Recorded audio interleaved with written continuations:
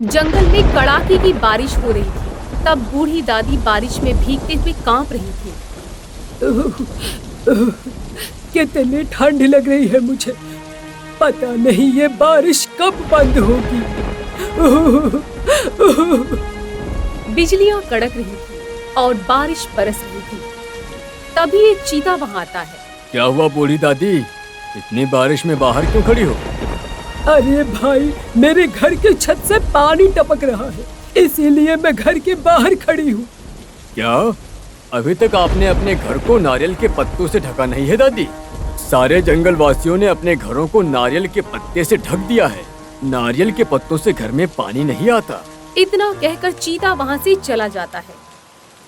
मैं बूढ़ी, भला नारियल के पत्ते कहाँ से लाऊंगी? पर पानी से बचने के लिए मुझे नारियल का पत्ता तो लाना ही होगा, और नारियल के पत्ते लाने के लिए मुझे अपने दिमाग का उपयोग करना होगा।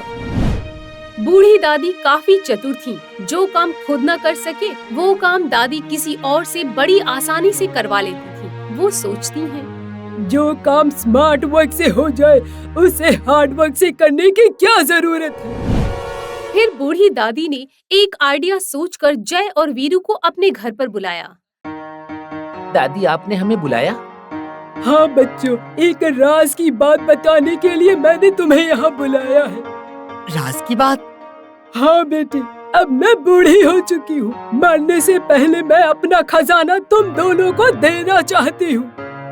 खजाने की बात सुनकर दोनों के मन में लड्डू फूटने लगते हैं। खजाना?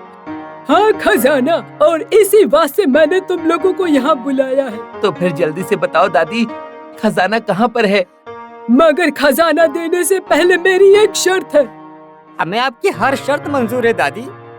मेरी पहली शर्त है कि खजाने की बात तुम किसी को नहीं बताओगे। हाँ हाँ, हम नहीं बताएंगे। और दूसरी शर्त कि घर के अंदर की खुदाई खुफिया तरीके से होनी चाहिए। खुदाई? हाँ खुदाई। खजाना घर के अंदर जमीन में गड़ा हुआ है। ठीक है दादी, खुदाई खुफिया तरीके से ही होगी। इसके लिए सबसे पहले तुम्हें मेरे घर को नारियल के पत्तों से ढकना होगा, उसके बाद ही खुदाई शुरू करेंगे। इसमें कौन सी बड़ी बात है दादी, हम आपके घर को पत्तों से पूरी तरह से ढक देंगे। दोनों कड़ी मेहनत करके बूढ़ी दादी का घर नारियल के पत्तों से ढक देते हैं। बूढ़ी दादी ने खजाने की लालच देकर चालाकी से अपना काम करवा लिया।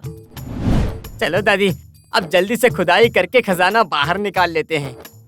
हाँ दादी, जल्दी करो, खजाना पाकर मुझे भी करोड़पति बनना है। जय और वीरू दोनों की करोड़पति बनने की चाहत देखकर बूढ़ी दादी मुस्कुराकर बोली, जय, आज तारीख क्या है? पहली तारीख। और पहली तारीख के दिन क्या बनाया जाता है? अप्रैल फूल। अप्रैल फूल। इसका मतलब दादी आपने हमें अप्रैल फूल बनाया? ये मजाक आपको महंगा पड़ेगा दादी। तुम मेरा कुछ नहीं बिगाड़ पाओगी, अप्रैल फूल। बूढ़ी दादी अपनी बुद्धि से कठिन काम बड़ी आसानी से करवा लिया करती थी। एक दिन शेर सिंह सुबह सुबह घूमने के लिए निकलता है। तभी सामने से उसे कोई मिलता है। गुड मॉर्निंग महाराज। Good morning. थोड़ा आगे चलने पर शेर सिंह को कोई और मिलता है। गुड मॉर्निंग महाराज। Good morning. थोड़ा और आगे चलने पर उन्हें बूढ़ी दादी मिलती है। राम राम शेर सिंह। राम राम बूढ़ी दादी। चलते चलते रास्ते में शेर सिंह को कई लोग मिलते हैं। फिर थोड़ा घूमकर शेर सिंह अपने घर वापस आ जाते हैं। परंतु घर आते ही अचानक शेर सिंह की तबीयत खराब हो जाती है। ये आपको क्या हो गया महाराज? पता नहीं। शेर सिंह के बीमार पड़ने की खबर मिलते ही वैद्यराज को बुलाया जाता है। माफ करिएगा महाराज, पर आखिर आपको हुआ क्या है? आपकी बीमारी का पता ही नहीं चल रहा। ये सुनकर शेर सिंह और शेरनी चिंतित हो जाते हैं। शेरनी, क्या अब हम नहीं बच पाएंगे? चिंता ना करें महाराज, मैं दूसरे जंगल से बड़ा हकीम बुलवाती हूँ। मंत्री जी। जी महारानी। महाराज के इलाज के लिए दूसरे जंगल से बड़ा हकीम बुलाया जाए। अगले दिन दूसरे जंगल से बड़ा हकीम आता है। माफ करिएगा महाराज, इस रोग का इलाज करना मेरे बस की बात नहीं है। ये सुनकर सब डर जाते हैं। हकीम साहब, आखिर हमारे शेर सिंह को हुआ क्या है? मुझे माफ कीजिए। हकीम के जाने के बाद से शेर सिंह की हालत और खराब हो जाती है। महारानी, क्या अब मैं मर जाऊंगा? नहीं महाराज, जब तक मैं जिंदा हूँ आपको कुछ नहीं होने दूंगी। अगले ही दिन ऐलान करवा दिया जाता है कि जो भी शेर सिंह का इलाज करेगा उसे मंत्री बना दिया जाएगा। ऐलान सुनकर कई वैद्य और हकीम आए, मगर कोई भी शेर सिंह का इलाज नहीं कर पाया। तभी शेर सिंह का खास विश्वासु मंत्री कहता है, मेरे 50 सालों का तजुर्बा है कि आप बीमार हैं ही नहीं महाराज। ये क्या बकवास कर रहे हो? तुम कहना क्या चाहते हो मंत्री? यही कि महाराज बीमार नहीं हैं। हो सकता है महाराज पर किसी ने जादू टोना किया हो। हाँ, इसीलिए महाराज का मर्ज पकड़ में नहीं आ रहा। अब महाराज के इलाज के लिए बाबाओं को बुलाया जाता है।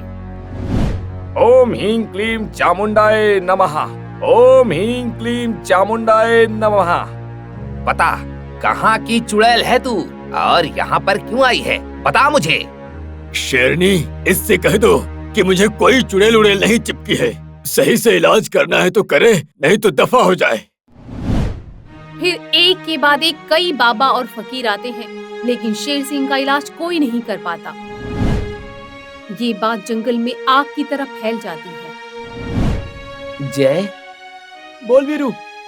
तुझे याद है उस बुढ़िया ने हमसे मुफ्त में मजदूरी करवाई थी? भला ये मैं कैसे भूल सकता हूँ। वक्त आने पर उस बुढ़िया से बदला जरूर लिया जाएगा। बदला लेने का वक्त आ चुका है। कैसे? तुझे याद है जिस दिन राजा बीमार पड़े थे, उस दिन वो उस बुढ़िया से भी मिले थे। हाँ? तो मैं नकली बाबा बनकर शेर सिंह के पास जाऊंगा और शेर सिंह के दिमाग में बुढ़िया के खिलाफ जहर भर दूंगा। फिर क्या, शेर सिंह बुढ़िया को मार डालेगा और हमारा बदला अपने आप ही पूरा हो जाएगा। You are genius Veeru. फिर वीरू नकली बाबा बनकर शेर सिंह के पास जाता है। अलाख निरंजन।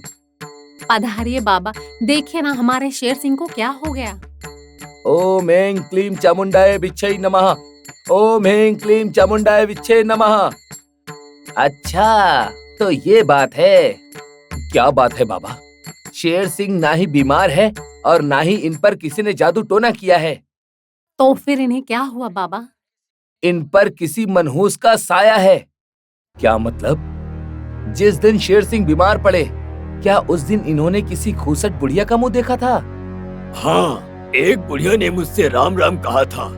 बस वो बुढ़िया ही आपके लिए मनहूस है महाराज। उसका मुंह देखने के बाद ही आप बीमार पड़े हैं। परंतु इसका इलाज क्या है? बुढ़िया की मौत। बुढ़िया की मौत ही शेर सिंह का इलाज है। शेर सिंह के इलाज के लिए बेसब्र होकर शेरनी कहती है, उस मनहूस बुढ़िया को मार दिया जाए।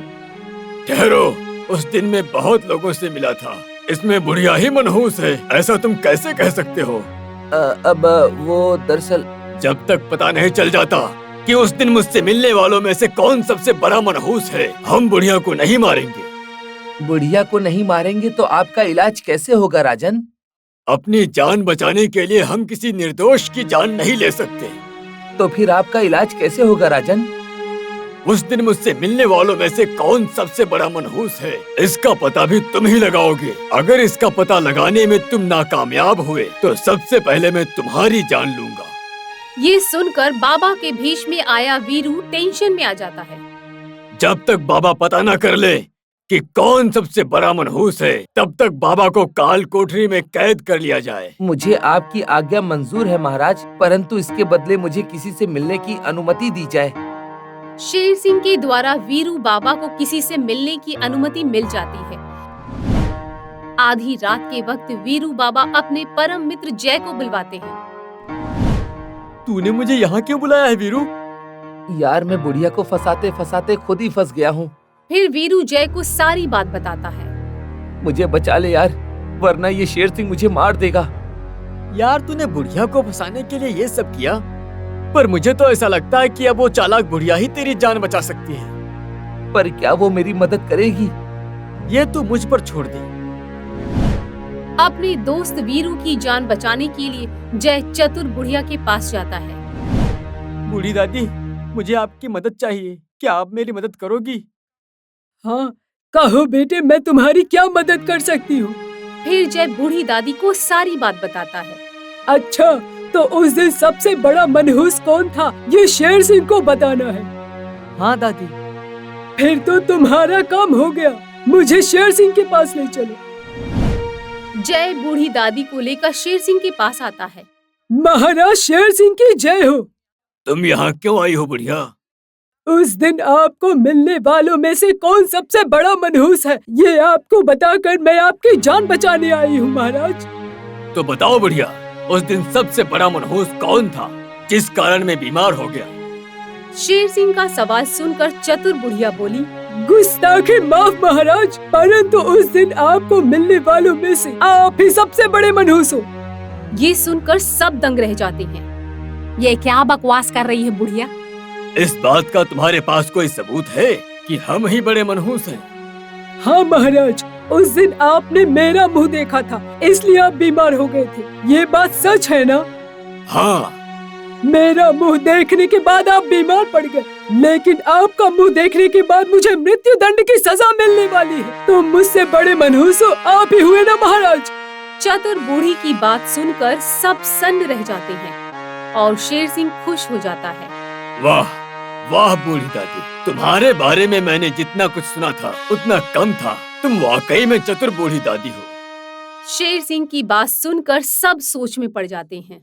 दरअसल मैं बीमार हुआ ही नहीं था, मुझे राज्य में एक चतुर महामंत्री नियुक्त करना था, इसलिए मैंने ये सब नाटक किया था।